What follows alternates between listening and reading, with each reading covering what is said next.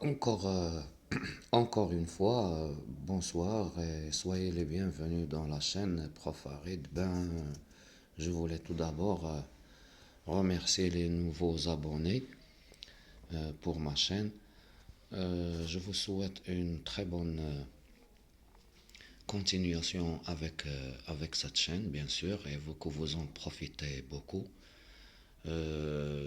Cette chaîne est consacrée aux élèves du primaire et aussi des élèves du collège concernant plusieurs matières. Alors dans cette vidéo, je vais d'abord vous parler de cet exercice qui nous dit de compléter les phrases suivantes au moyen de quel, avec S ou bien sans S, avec un seul L, ou bien quel avec deux L E ou bien deux L E S à la fin. Donc, tout d'abord, c'est un exercice qui parle des accords. Il faut faire très attention à l'accord. Donc, pour l'élève qui ne comprend pas ce que c'est que l'accord, donc un nom toujours a un genre et un nombre. Ça, c'est clair. Donc, vous pouvez voir d'autres vidéos qui parlent du singulier, du pluriel et même du féminin et du masculin. Donc celui qui ne comprend pas ce que c'est que masculin, féminin ou bien singulier pluriel ne peut pas comprendre cette vidéo bien sûr. Donc l'essentiel c'est de connaître le genre et le nombre de chaque nom en français pour pouvoir choisir parmi ces quels. Ce sont des homophones d'abord, toujours elles se prononcent de la même manière. Ils ont la même prononciation, donc quel, que ce soit au singulier ou bien au pluriel, ça se prononce quel. La même chose pour celle-là, quel, c'est toujours quel. Et ici, vous voyez que il y a deux mots qui sont reliés entre eux. Vous voyez ici qu'il y a le que, ou bien suivi du pronom personnel elle avec S ou bien sans S. Donc celle-là, c'est tout à fait différent des autres. Donc ici, vous avez 4. Ça va vous donner 4 au total. Quel sans S, quel avec S. Et quel avec deux L E ou bien quel avec deux L E S. Alors pour lequel sans S, avec un seul L, c'est le masculin singulier. Si on ajoute le S, c'est le masculin pluriel. Pour quel avec deux L E, pour le féminin,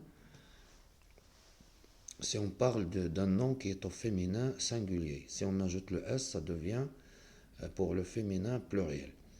Alors pour celle-là, est toujours suivi par un verbe, bien sûr. D'accord.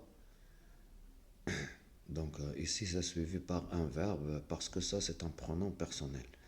Nous allons voir ça dans les exercices, les phrases que vous avez devant vous. Commençons par la première phrase. Quel est le record battu par Awita? Awita. Quel est le record battu par Awita? Ça veut dire ما هو الرقم العالمي اللي حطمه قام بتحطيمه d'accord Awita. Donc vous voyez ici qu'il y a le verbe être. D'accord. Donc ça ne peut pas marcher avec lequel ou bien quel avec S ou bien celle-là. Donc on est obligé de mettre un sujet. Donc quel est, on pose la question, on pose la question, on pose la question, bien sûr, avec, avec prudence. Quel est le record battu par Awita? Donc on parle du record. Donc c'est ce qui nous intéresse. D'accord. C'est ce qui nous intéresse. La phrase est interrogative. La phrase est interrogative, donc on peut choisir un mot interrogatif. D'accord. Donc, puisqu'on ne peut pas utiliser celle-là, parce que elle, c'est féminin d'abord. D'accord. Elle, c'est féminin. Donc, le record, c'est masculin. Donc, on parle du record. Donc, on veut remplacer le record par un mot, par quel. Donc, on choisit bien sûr lequel. On choisit lequel, bien sûr, avec un seul L. Quel est le record battu par Awita? Maintenant pour agilité. Alors si vous cherchez dans le dictionnaire, agilité c'est un nom féminin. Souplesse c'est un nom aussi féminin. Puisqu'il ne porte pas la marque du pluriel, donc c'est singulier. Donc je dois utiliser quel, bien sûr, quel avec deux L, E, sans S. Donc les deux seront comme ça, quel, sans S. Et la deuxième, la même chose. La deuxième, la même chose, c'est quel, sans S. C'est pour le féminin singulier. Quelle agilité, quelle souplesse possède Nawal? Parce que c'est une phrase exclamative. Sont les équipes victorieuses. Quelles sont les équipes victorieuses? Donc on parle de, bien sûr, des équipes. Donc comme vous connaissez déjà que équipe, c'est un nom féminin, d'accord? Puisqu'ils ont ajouté le S, donc c'est un nom féminin au pluriel. Donc je peux utiliser quelle avec deux L, ES. C'est une phrase interrogative. Quelles sont les équipes victorieuses? ما هي الفرق الفائزة أو التي حصلت على الرتبة الأولى؟ Arbitre.